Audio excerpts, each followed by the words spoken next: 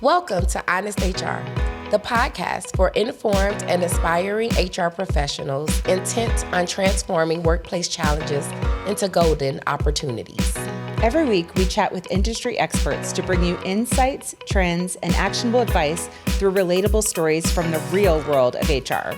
Honest HR is a SHRM podcast, and by joining us, you're helping to build a more engaged workforce and drive organizational success. I'm Wendy Fong. I'm Amber Clayton. And I'm Monique Akanbi. Now, let's get honest.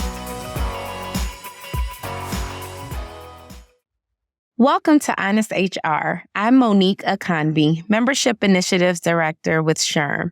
And today's episode is the topic of working parents in the workplace.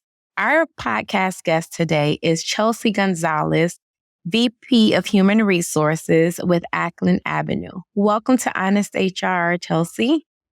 Thank you so much for having me. To start things off, can you tell us about your professional background and your experience as a working parent? I actually started my career in teaching. I was a middle school and high school teacher for about 5 years and transitioned into a career in HR. And I like to tell people that I am very grateful for that educational background because I think it set a solid foundation for the skills that I use now in HR. Things like active listening, emotional intelligence, like really trying to meet the needs of the person in front of me, because a lot of that is in teaching, right? How do you meet the needs of your students? And in this case, in HR, how do you meet the needs of your employees and the organization that you lead? And so I transitioned into HR and was a manager of training and development for some time, and love that part of HR. I have a passion for education and all things leadership development. And over the years, built my career, expanding my scope in HR to benefits, compliance, employee relations, and one of my favorites, employee engagement. I've been a working parent for a little over 5 years now. I have 2 children, 2 daughters, one a 5-year-old and a almost 3-year-old. So I still consider myself very much in the trenches. We're sleeping through the night these days, so that's great.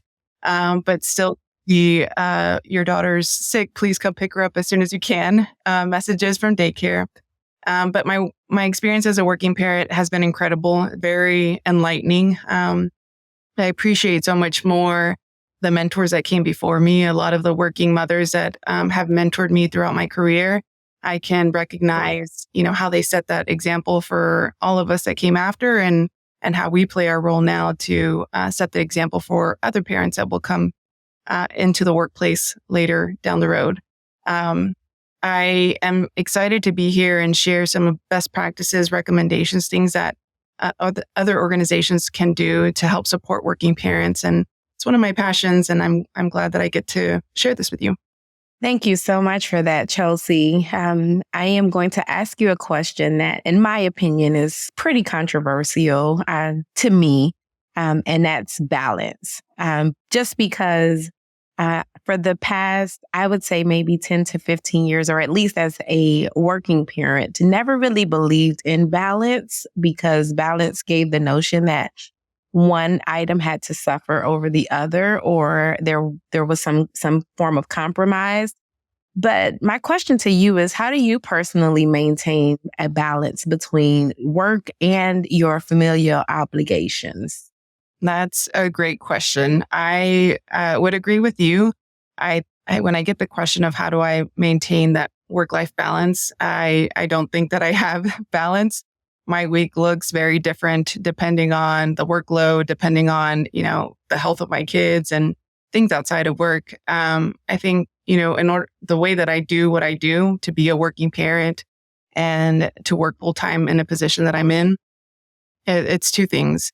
The support of my spouse and my family. I live close to my parents. And so at any given time when my spouse isn't able to fill in, my mom, my sister, my sister-in-law, it's all hands on deck. And I'm fortunate enough to have that village of where we do help support each other as needed. And then the other is just the flexibility of the workplace. I have great leaders. My boss, who is the CEO at Acklen, she is a mom and a grandmother, and she's modeled for me what it means to set some healthy boundaries and how to take time for myself when I need to be there for my children. And then our workplace policies. We're very big on, using your calendar, empowering each working parent or employees across the org to set some do not disturb times when needed and to manage our time as we need. And that's been key for me because, the last few years, it's whether it's school events, if it's kids sick at home, it requires a lot of flexibility and just being able to adapt day to day. And so I would say I don't have balance. If I'm excelling in one part of my life, there's probably another part of my life that isn't getting the attention it needs. But the way that I achieve some kind of cadence, being able to move forward, is the support of my family and my spouse. So there's a term I adopted years ago when I no longer believed in balance, and that was integration, right? There was the topic of work-life integration. And then there was another term that was coined, which was work-life harmony. And the ability to be able to integrate or harmonize between your personal obligations and your professional obligations as well. How do you stay present even in those moments? For me, I just make sure that I have time set apart.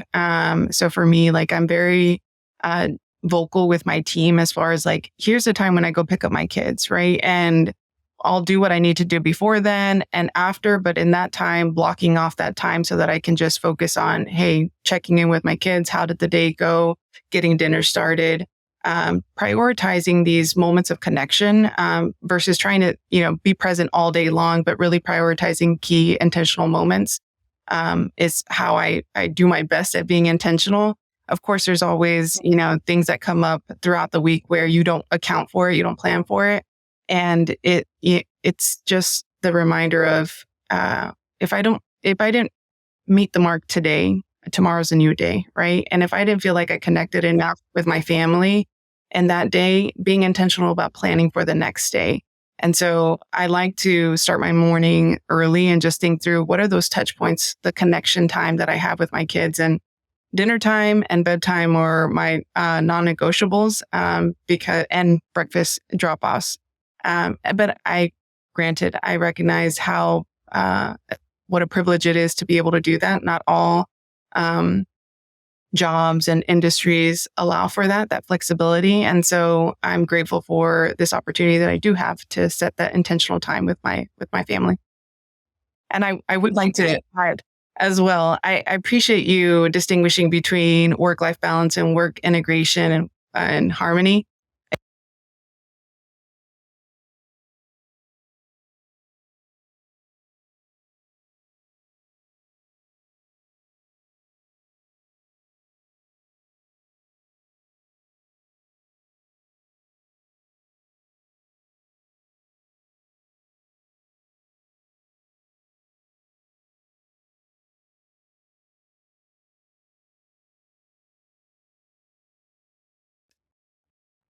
Well, I'm glad you said that because as you were talking, I was thinking about my own experience as a working parent and also at the height of me just growing my career in human resources. And I think back, it was very challenging for me because at the time my kids were younger and oftentimes they were my accountability partners and had to remind me. So even in car pickup, and depending, my kids had different times where they went to school.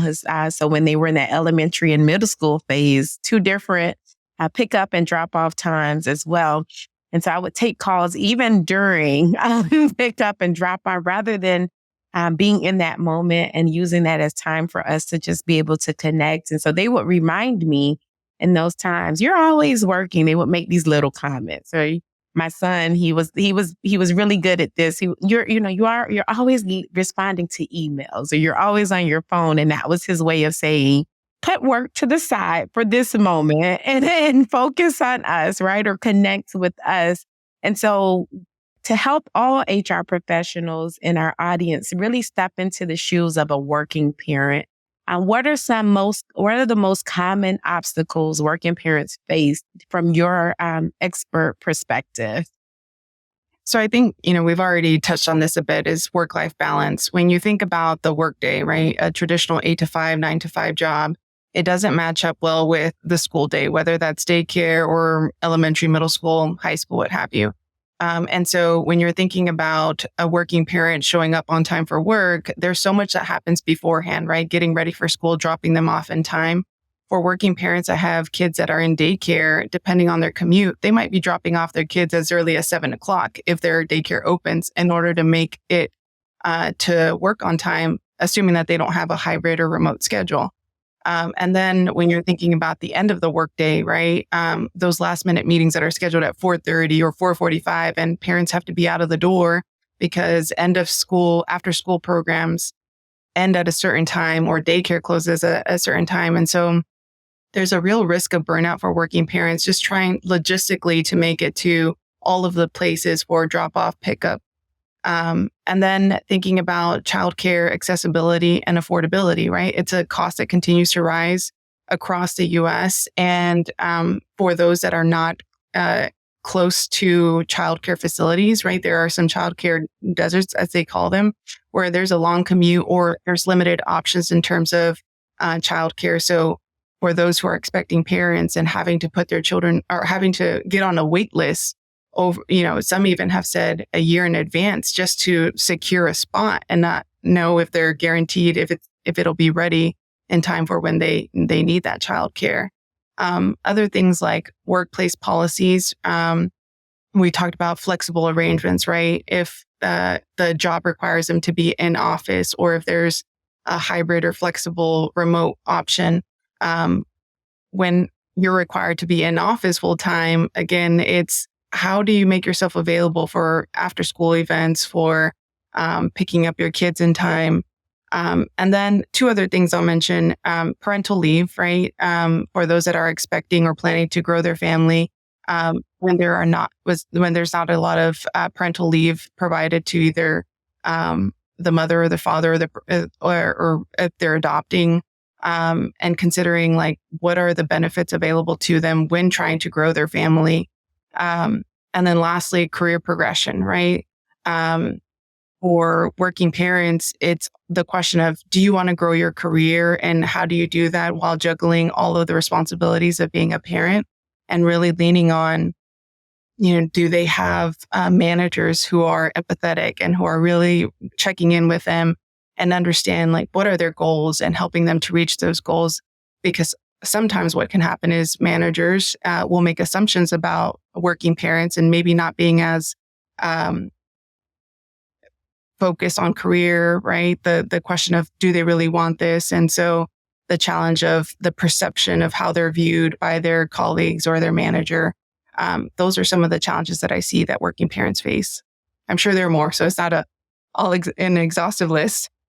Yeah, no. And it made me think about maybe a struggle or a challenge that is not often talked about, and something that I just want to broach the conversation about. And that is guilt of one or the other, right? Suffering from guilt. Even if I think back, I share, my kids are older now, but even in conversations with them now, they remind me of moments that I missed in their growing, and with them growing up because of my dedication to work. And for our audience, if someone is experiencing or dealing with that guilt of, I really want to grow my career, or on the other hand, I really want to be present for my children, or balance, or trying to do the two, and they're suffering from maybe some kind of like that internal guilt of one suffering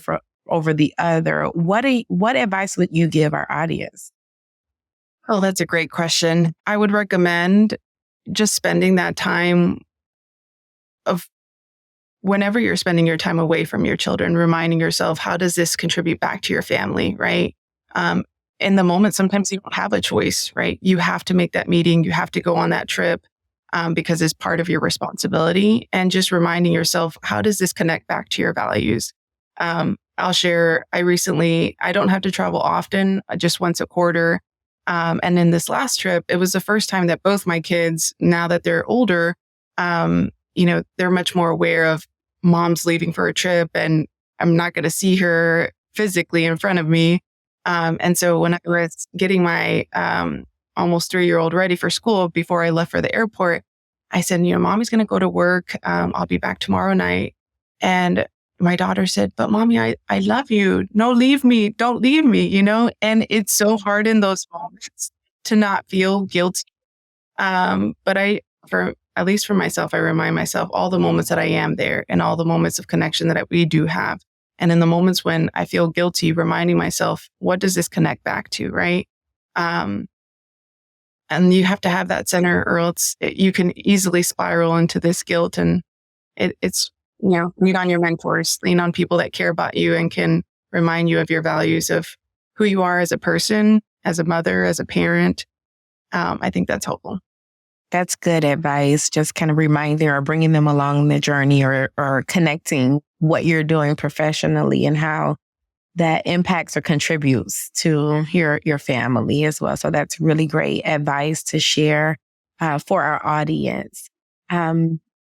How important is it to have an employer? And you talked about flexibility and touched a little on having policies that allow flexibility. How important is that for a working parent to have an employer that supports their ability to be able to integrate or harmonize or balance, whichever their preference is, the two, family and work?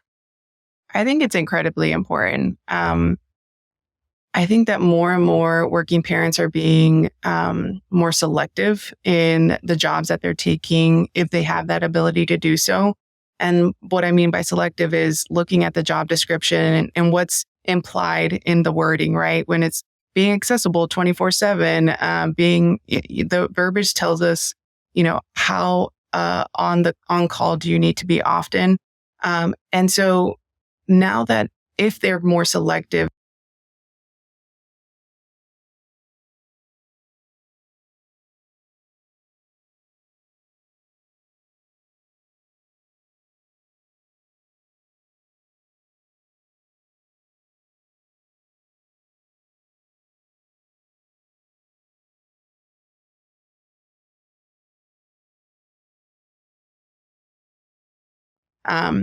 I talk often about the invisible load of working parents, right? There's so much happening behind the scenes.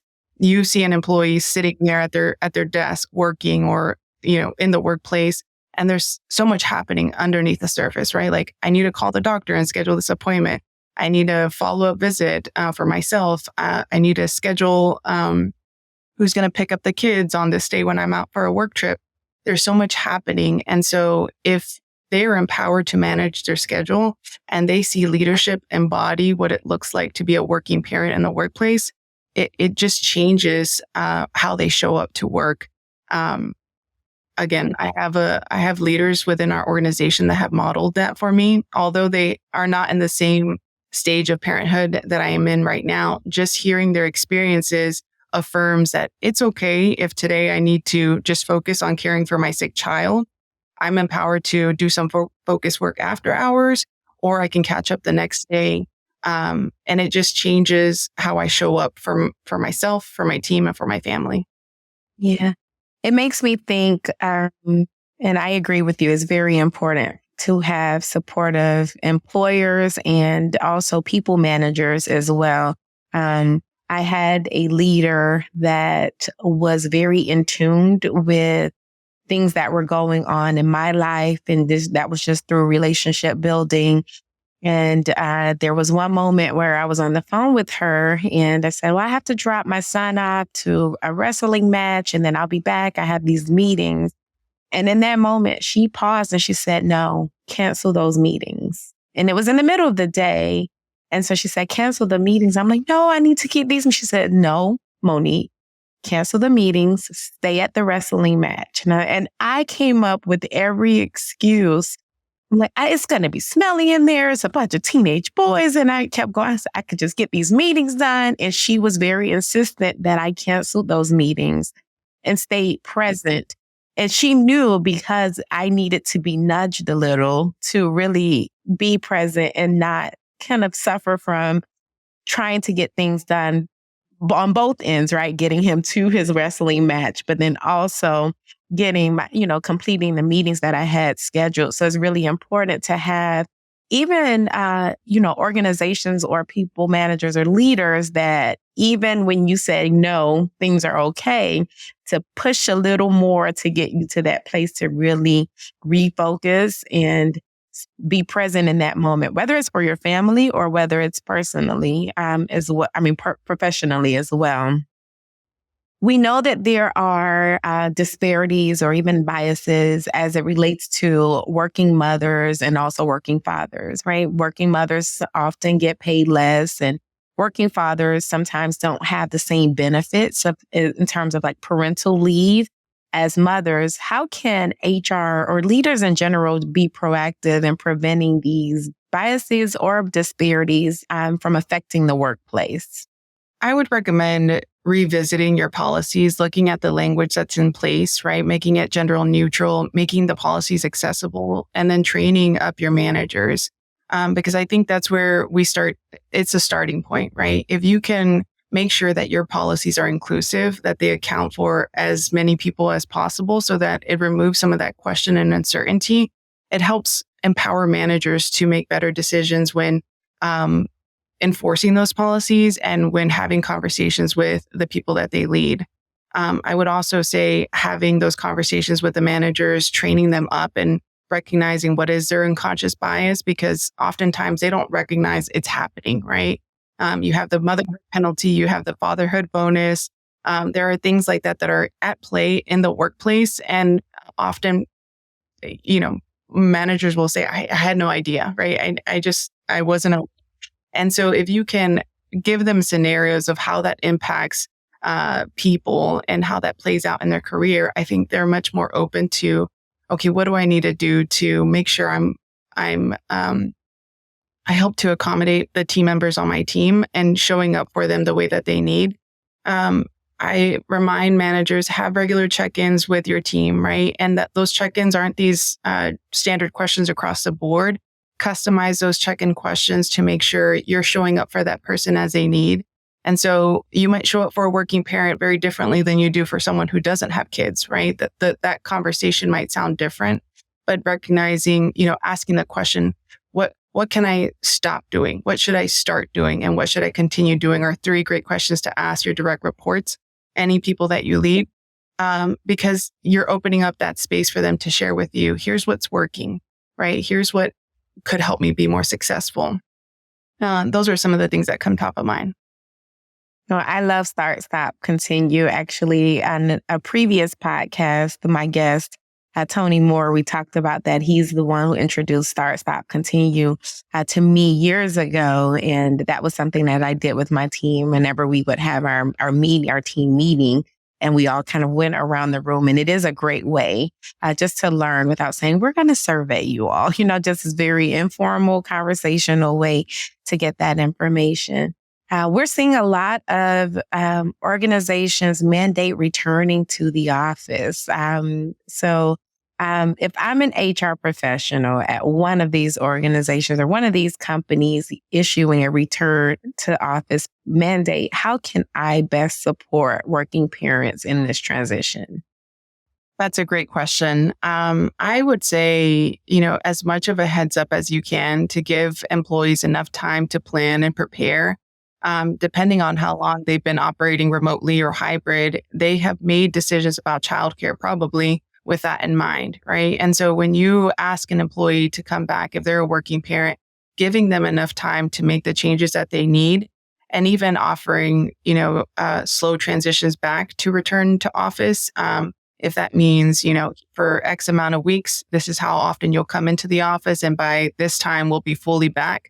It gives them that transition so that they can not only logistically prepare for childcare and how to manage the workload outside of work, but also just mentally and emotionally make that transition, right? Because for many working parents, working hybrid, working remote has given them so much more, it gives them much more flexibility to manage the responsibilities of being a working parent and managing households. And so when you take that away, just adjusting to commute times that can sometimes be an hour or over an hour long, adjusting schedules for both, and accounting for, it might not be a two parent household. It could be a single parent household. And so how do you give them enough time to make the arrangements that they need so that it is a successful transition? Because the last thing you want is to lose employees because of this decision. And so as much flexibility as you can within the scope that you have, so that it can be successful. So giving them a heads up, is there some flexibility in the working hours? Or is it fully, 8 to 5, 9 to 5, what have you? Yeah. I have another question for you as we begin to wrap up this segment. I think I can probably talk to you forever and ever about this topic, especially being a working parent. Even in this moment, again, I share my son is 15. So although my daughter is 20 and somewhat on her own, not completely on her own, but the 15-year-old, what are some risks or items that organizations or companies should consider that come with not creating an environment or a workplace that is parental friendly? I think what's at risk is high turnover, specifically for that group of employees. And that's going to cost you in retraining when you hire someone new, having to train someone new for that spot. So it's not just the cost of losing that employee, it's now training up someone new. The loss of tenure and that loss of knowledge that goes with that team member, depending on how long they've been with you. And then how attractive you are to potential candidates, right? A lot of, again, candidates are more selective. They're looking at what's on your LinkedIn, what's on your company website, what benefits are you actively promoting to understand, are you truly a parent-friendly workplace? And so I think oftentimes when someone comes into the organization, they're going to read between the lines, right? Whether it's in your policies or whether it's observing how other working parents manage their time, whether it truly is a workplace-friendly environment. And so I think when we don't create that inclusive workplace for working parents, we're missing out on so much talent.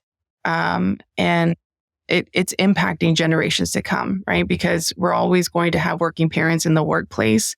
And I think, the quicker we get on board to how do we create inclusive workplaces, not just for working parents, but for everyone, the better our talent pool, the better the work that they do for the organizations. There's just so much benefits to creating inclusive workplaces.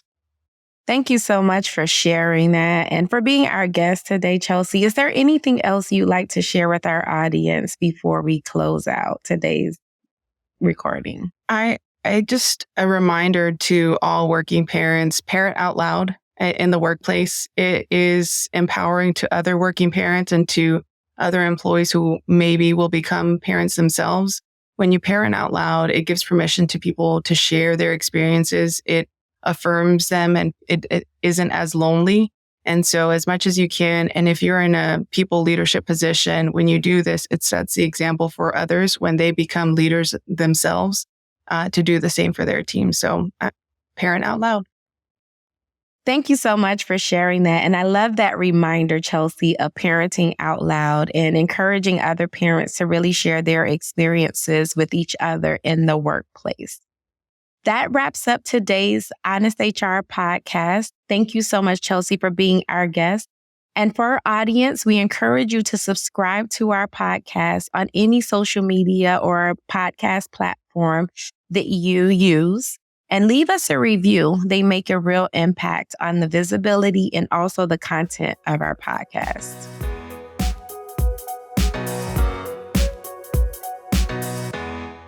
SHRM.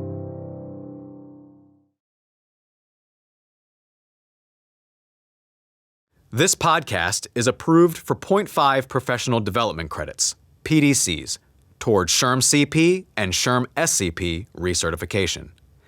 Enter this PDC activity ID in your SHRM activity portal to log your credit. 26WPVZS. Once again, that's 26WPVZS.